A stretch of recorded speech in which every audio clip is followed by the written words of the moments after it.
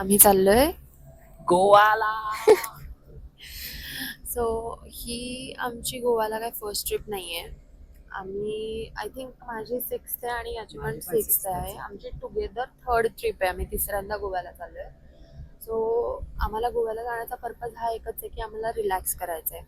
आमच्यासाठी 2025 खूप हेक्टिक होतं आणि आमची 2025 मध्ये एकही ट्रिप नाही झाली. सो या वर्षाची यावर्षी सुरुवात आम्ही गोवापासून करतोय हा आणि या वर्षात होपफुली भरपूर आम्ही ट्रिप्स करू.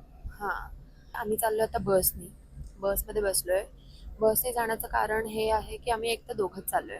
ड्राईव्ह करून आम्हाला जायचं नव्हतं आणि आता वाजले 10. सो आम्ही बसमध्ये मस्त झोपून सकाळी जेव्हा उठू तेव्हा गोव्यामध्ये असू. 9 वाजता काहीतरी आम्ही गोव्याला पोहोचणार आहे. सो हा एक फायदा आहे की रात्रीचा प्रवास म्हणजे वेळ जात नाही तिथे वाया किंवा तुमचा एखादा दिवस नाही जात. नाही तर पुण्यावरनं तसं गोव्याला जायचं म्हटलं तर 10 तास तरी जातात आणि त्याच्यामध्ये lunch break, breakfast break, snacks वेळ जातो. आणि दुसरी गोष्ट म्हणजे मला बसमध्ये किंवा ट्रेनमध्ये खूप मस्त झोप लागते. पाहण्यासाठी बस हालत आहे डुगु डुगु डुगु डुगु. सो बघू गोव्याला काय काय होतंय. आता गोव्याला काय काय आम्ही मजा करणार आहोत. आम्ही थँक्यू.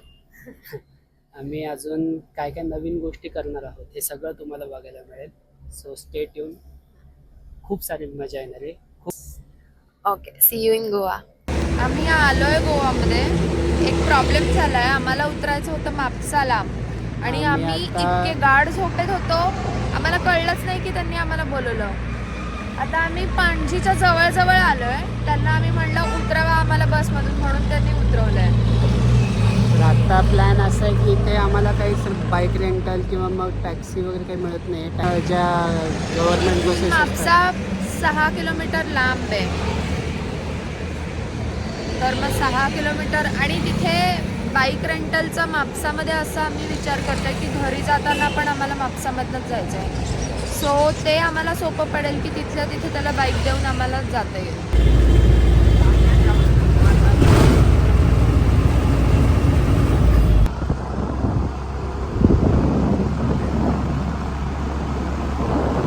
आता आम्ही बीचवर चाललो आहे. ॲक्च्युली आमचं जे एअरबीएनबी आहे त्याचा चेक इन टाईम आहे 2 वाजता आहे.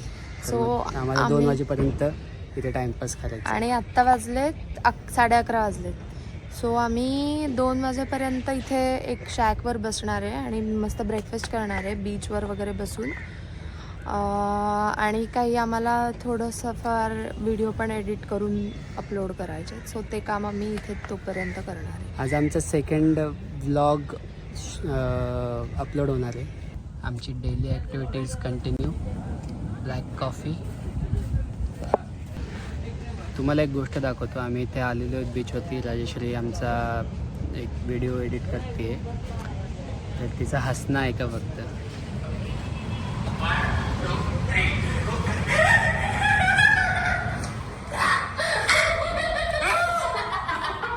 चेटकिनी सारखं वाटतंय की नाही काही.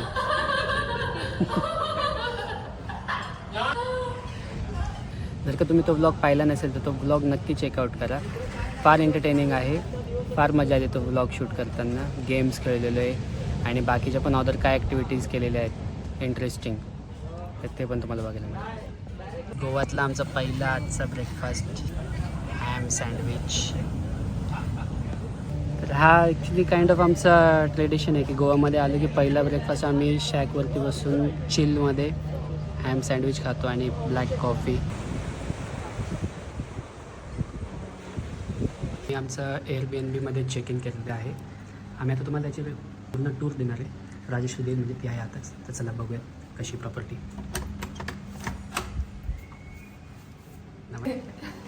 सो ही आहे लिव्हिंग रूम, ज्याच्यामध्ये इथे डायनिंग टेबल आहे, तिथे आयर्निंगसाठी आयर्न टेबल आहे.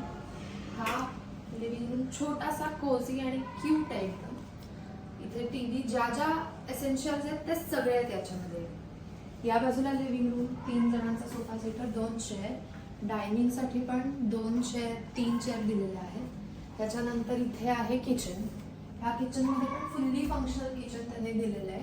त्याआधी आम्ही जितक्या वेळा गोव्यामध्ये आलो ते आम्ही हॉटेल्समध्येच राहिलो आहे. सो हे फर्स्ट टाईम आहे की आम्ही एअरबीएनबी बुक करतो आणि ते पण आम्हाला खूप सुंदर मिळाले. त्याच्यानंतर इथे जवळ एसेन्शियल्स आहेत, जसं की केटल झालं, टोस्टर झालं, ते आहे. आय थिंक त्यांनी बेसिक सगळ्या प्रकारच्या cutleries पण आहेत. हां, प्लेट्स आहेत. त्याच्यानंतर मिक्सर दिले. अरे वा, मिक्सर पण आहे. कप्स, ग्लासेस ह्या गोष्टी दिलेल्या आहेत. वॉशिंग मशीन आहे इकडे. मायक्रोवेव्ह पण दिलेला आहे. बेसिक युटेन्सिल्स मधल्या ज्या गोष्टी लागतात त्या सगळ्याच आहेत आय थिंक इथे.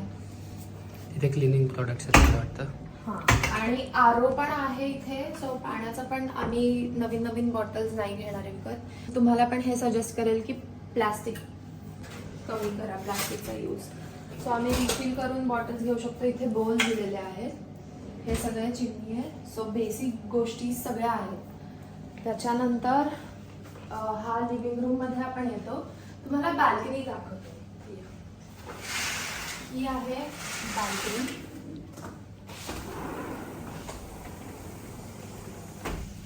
हा बाल्कनीचा असा फॉरेस्ट व्ह्यूच आहे. ॲक्च्युली हे इकडे जंगलच आहे. आणि ही बाल्कनी कनेक्टेड आहे बेडरूमच्या बाल्कनीला. सो मला वाटतं आपण इकडनंच बेडरूममध्ये जाऊया आणि परत येऊया. ठीक. इथे बाहेर बसण्यासाठी 2 चेअर, एक छोटासा टेबल दिलेला आहे. त्याच्यानंतर ही आहे बेडरूम. मला बेड खूप आवडला. हा केएनची थीम मला खूप आवडली या बेडरूममध्ये. त्याच्यानंतर इथे बेसिक ज्या गोष्टी आहे, छोटंसं वॉर्डरोब आहे ज्याच्यामध्ये आम्ही आमचे कपडे ऑलरेडी कोंबलेत. तर ते आम्ही तुम्हाला आता दाखवत नाही. हां. त्याच्यानंतर इथे एक छोटंसा टेबल आहे, युटिलिटी टेबल, आणि मोठा मिरर, फुल लेंथ मिरर, जो की मला वाटतं प्रत्येक घरात असायलाच पाहिजे. Very necessary. काय कपडे घातले ते स्वतंत्र. आणि हे इथे बाथरूम आहे. बाथरूम पण छोटूसं आहे बट छान आहे. क्विक टूर आहे बाथरूमची. ठीक आहे. आता आपण इथून परत बेडरूम मधनं बाहेर आलो. दरवाजा उघडाच आहे. आता उघडला असेल का बाहेर? हा Airbnb आहे कॅन्डोलिम मध्ये. बीच पासून लिटरली 5 मिनिटाच्या डिस्टन्सवर आहे. आणि याची लिंक मी तुम्हाला शेअर करेल. या Airbnbचे आम्ही 4 नाईट्स बुक केलेले आहेत. सो हा आम्हाला पडला 12,000, म्हणजे अप्रॉक्सिमेटली 3,000 पर डे, जे की मला खूप वर्थ वाटतं कारण का खूप एस्थेटिक आहे Airbnb. सो आता आम्ही रेडी होऊन बसलो आहे. अजून जेवण बाकी आहे आमचं. बट बाहेर जाऊन खाण्याची एवढी एनर्जी नव्हती आणि ॲक्च्युली वेळ पण कमी आता, थोडं सनसेट होण्यावर आहे. तर म्हणून आम्ही आता घरीच ऑर्डर केलं आहे. आम्ही जेवण करून बीचवरती जाऊ आणि सनसेट बघू. या Airbnbच्या खाली मस्त पूल पण आहे. इकडे जिम पण आहे. ॲमेनिटीजमध्ये गार्डन्स आहेत. पूल 2 आहेत ॲक्च्युली. तिथे पण स्विमिंग पूल आहे. आम्ही बीचवर फिरतोय आता.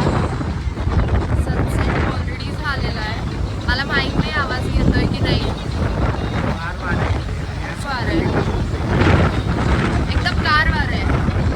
आणि आता मी असंच बीचवर थोडा टाइमपास करू. आता आपण कॉफी प्यायला आलो आहे. या ठिकाणी आपण या आधी पण कॉफी पिलेली ना, मला वाटतं. छान असते इथली कॉफी. Your hazelnut.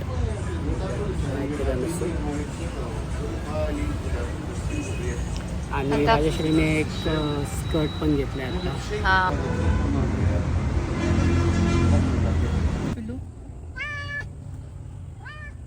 बापरे बोकू. हो बच्चा. सेम जिनू सारखाच आवाज आहे याचा. ह्या बोक्याला आमच्या गाडीच्या इथे काय कसला वास येतोय काय माहिती. चल.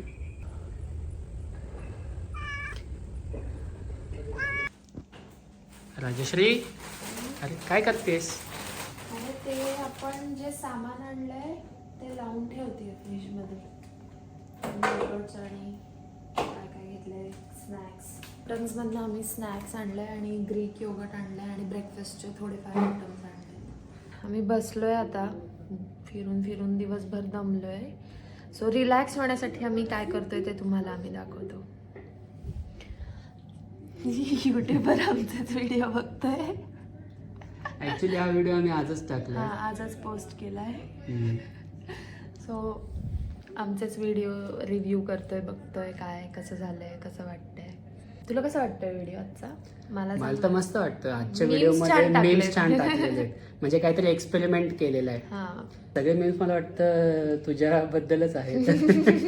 माझ्यावरचे काही मला नाही. काही फरक नाही पडत. आय थिंक तुझं मीम आहे सेकंड व्हिडिओमध्ये, कुक विथ असच्या व्हिडिओमध्ये याचे पण मीम्स टाकलेले आहेत, ते तुम्ही चेक करा. मीम्स नाही आहेत, सेकंड व्हिडिओमध्ये ब्लूपर्स आहेत. हम्म. सो आजचा दिवस इथेच संपतो.